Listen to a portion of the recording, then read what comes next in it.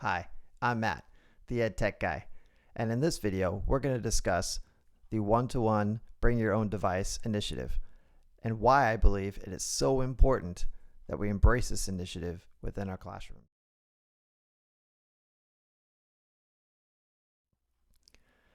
So before we dive into the Bring Your Own Device initiative, or the BYOD, I want to discuss a little bit about my thinking. So a little bit about my background. I started my teaching career in a private school, working part-time while I finished up my education degree in education mathematics. I then got to my first full-time job working in a rural Title I school. Years later, I moved to an alternative high school, and then I ended my 17 years in the classroom in a middle-class mainstream classroom. Now, each one of these schools had very different challenges and required me to do different things to meet student needs.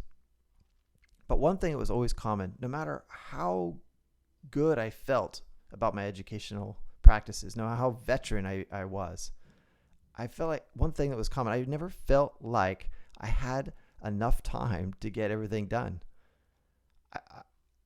I didn't keep a time card, but I felt like I was working 10, 11 hours every day, and I never seemed to get everything done. And I know I wasn't the only one. As I looked around, I saw lots of teachers working insane hours just to try to get their classrooms ready the next day. There's a survey that was done by the Bill and Melinda Gates a few years ago, and they were tracking some of this. And one of the things they found was that teachers were reporting that they were spending about 10 hours and 40 minutes on average per day. That's a lot of hours, a lot more hours than comparable industries. And I actually went and looked at the Bureau of Labor and Statistics to try to see where some of those hours are coming from. And the Bureau of Labor and Statistics compared teaching to some other industries. And these other industries are everything from business operations to engineering, all kinds of different kinds of professional work. And if you look, you'll notice the teaching, and it's in the orange on the graph, that teachers spend enormously more amounts of their day continuing to work while at home or in other locations. Kind of obvious to me. I know it's probably obvious to you watch this video. Teachers spend a lot of time at home grading papers and things. So this started getting me thinking. As I went back to school for my graduate degree again, I studied international business, and part of what we were doing in some of these classes is talking about how industries change their processes over time and how they start to automate some of their processes. And one of those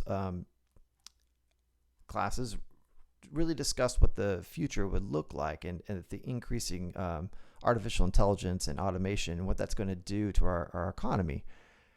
And in particular, many economists are predicting that what we're going to be seeing in the next decade or two is something on the scale and magnitude of the Industrial Revolution. It's going to be very, very disruptive. In fact, there's another report that came out of the Bureau of Labor Statistics just last year that we're looking at jobs affected by this automation. Now, it sounds like I'm getting off tangent here, but bear with me. This is related. So look at this graph. I know it's a little hard to read, but here's what you need to see. The black area is the total jobs in different industries today. The white area are the predicted number of jobs by the end of the century. So the bigger the gap, the more jobs that are going to be displaced by automation. Now, in fact, what the Bureau of Labor and Statistics is predicting is that the most common jobs are likely to be nurses and teachers. So no fear of teachers being replaced by robots anytime soon. That makes sense to me. I mean, we can't replace learning, but with a robot. Students need the interaction of a loving adult and the collaboration of other children to grow, to mature, to learn. So teaching is going to be there. But now the question becomes, how do we sustain what we're doing right now as teachers without increasing the number of hours that we're working in a day? I mean, 10, 11 hours is already too much. So part of the Bill and Melinda Gates survey that they came out a couple years ago is they actually broke down what the average teacher day looks like. And this is the part that became really concerning to me. If you look at it, you're spending just under 5 hours a day actually in the classroom. And that seems about right from my experiences.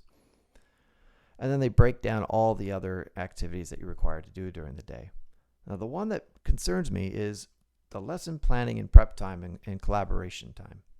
You're only looking at 30 to 45 minutes of time that you're actually paid for in a day to prepare for 5 hours of instruction. Now, in any other industry, if your boss came to you and said, all right, I need you to plan 5 hours of presentations tomorrow. You've got 30 minutes to do it. Go. I mean, that's insane. That's insane. That would not ever happen. But yet we ask our teachers to do this every day.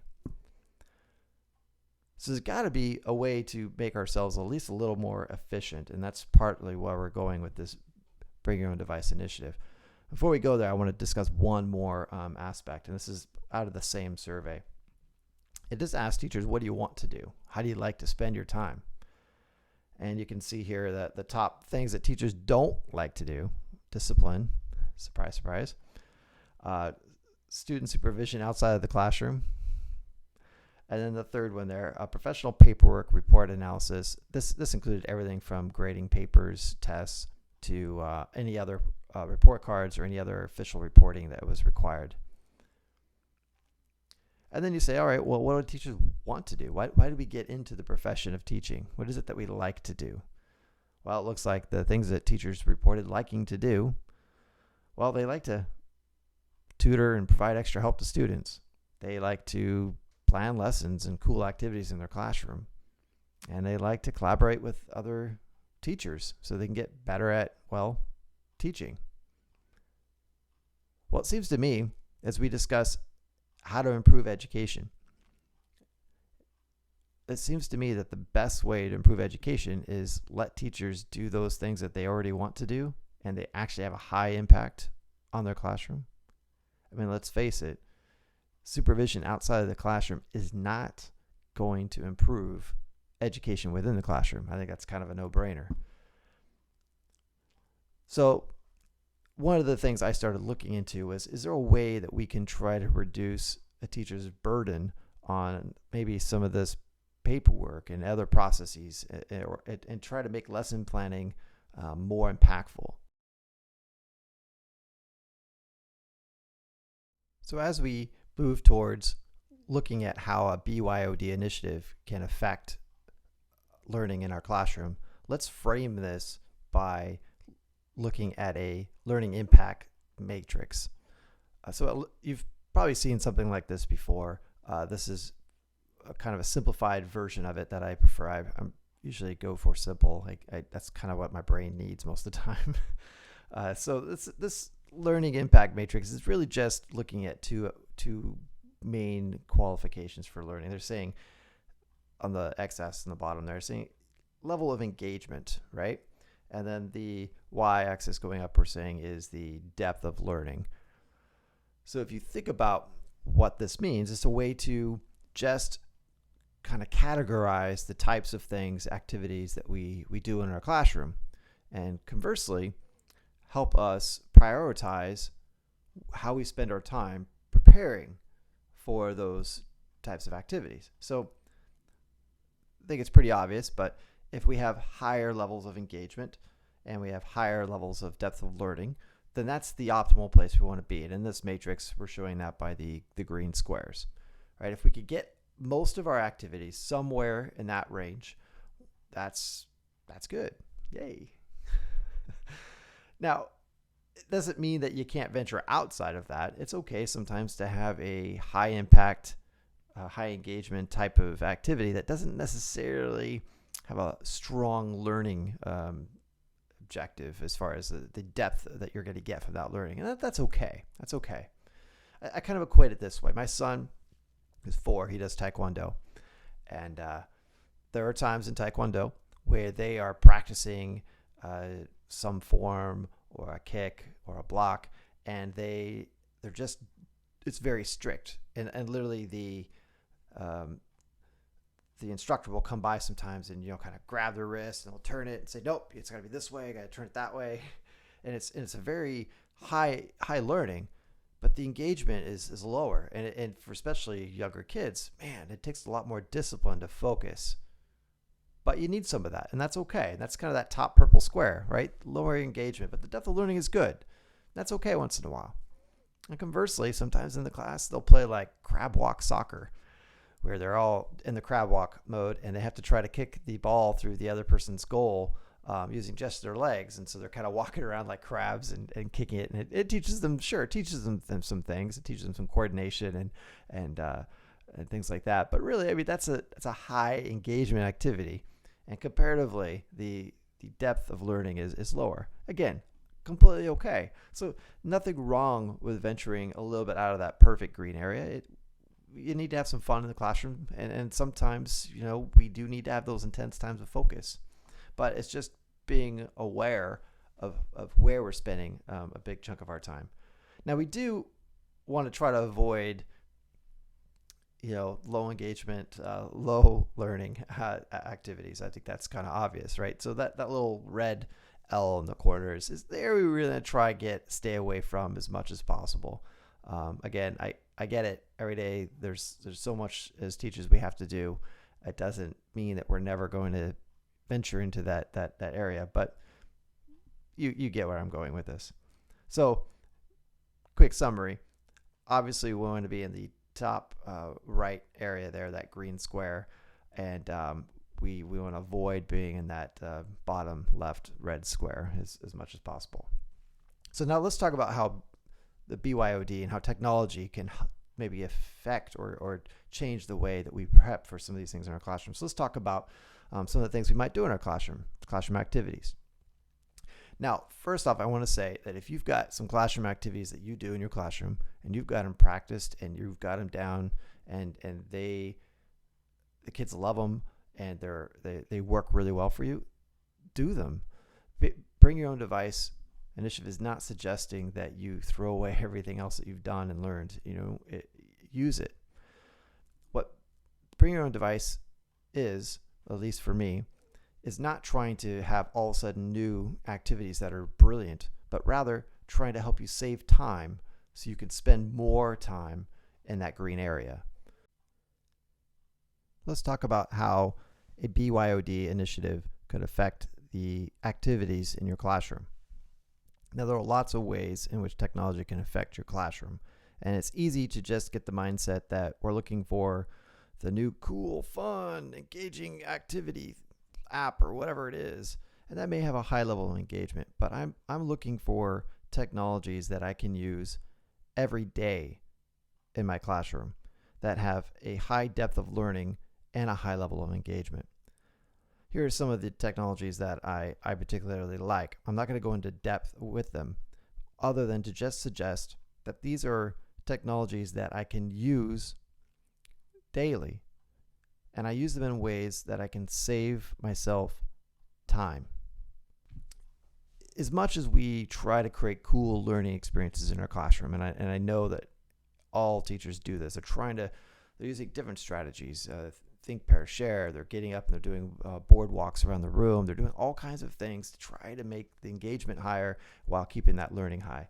There's still at some point you have to practice, right? You have to practice. It's my first bachelor's in college was music, and so I've always kind of been a music geek, and even in high school and all throughout school I loved it. Now with music, you want to, when you're in band class, you want to practice playing the music you're going to perform. You want to go beginning of the song all the way through the end of the song, right? You don't want the director to stop you. That you're like, no, let's keep playing. But sometimes the director has to stop and practice segments.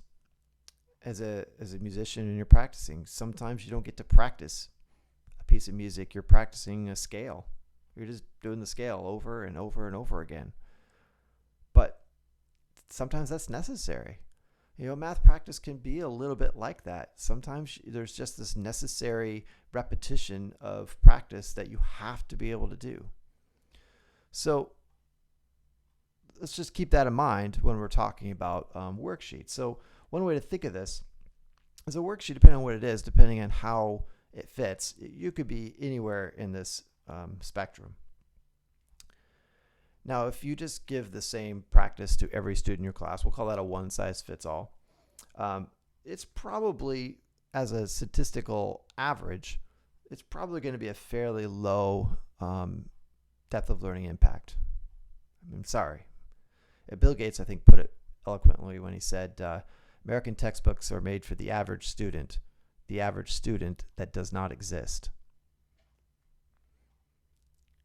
So that doesn't mean that when you look at a statistical distribution that it isn't a high impact, high engagement for some student in your class. It might be. It might be exactly for that one student. So we're talking about averages here. We're not talking about individual students individually. But one way to get that depth of learning a little higher is to have some choice, some different levels of practice. This commonly, we call this differentiation. And finally, I mean, the biggest bang for your buck is how highly individualized you can make that kind of learning happening. Now, really what happens when you do this, you're actually skewing this quadrant of distribution actually more towards the higher engagement. And that seems like an obvious thing. The psychology of flow suggests that if you match your readiness level to some kind of a challenge, that you actually get more enjoyment out of doing that challenge. So if it's too easy, you get bored. If it's too hard, you get frustrated. So matching it in a highly individualized way actually gives you a larger impact. So this is why I'm a big fan of replacing this kind of math practice with some kind of a math practice system as much as possible. A math practice system like art or math is highly individualized, which means it has a higher depth of learning as well as a higher level of engagement than something like a traditional worksheet. It also has the advantage of saving you, the teacher, time of creating worksheets or curating that content, as well as the time it would take to grade it. That's time that you can now spend lesson planning, creating those higher impact activities. To wrap up here, I want to just quickly go over now why the Bring Your Own Device initiative I think is so important. And it isn't about technology for the sake of technology. And specifically, having technology in your classroom can increase engagement, even in simple day-to-day type of activities. It also will increase your communication with your students and with their parents. Now, students can easily send you work, and you can review that work and communicate back to them effectively. It has the ability to personalize the instruction in very meaningful ways, especially if you use a system like art or math that replaces traditional math practice from a worksheet. And most important, I believe that it will save teachers an enormous amount of time preparing and planning. So you could spend more energy making sure that your classroom is full of those highly impact, high engaging, high learning activities, those green squares and that learning impact matrix. And this finally the last one, I didn't touch on this in this video at all, but just it really is less expensive to use technology. So anyway, that kind of wraps up this video. I talk more and more about how to integrate technology in other videos, so please come check it out. I realize this one was kind of a philosophical video as much as anything else, but I do want to hear from you, so leave some comments below. And if you liked what you saw, just make sure you hit that little button right down there, hit like and subscribe.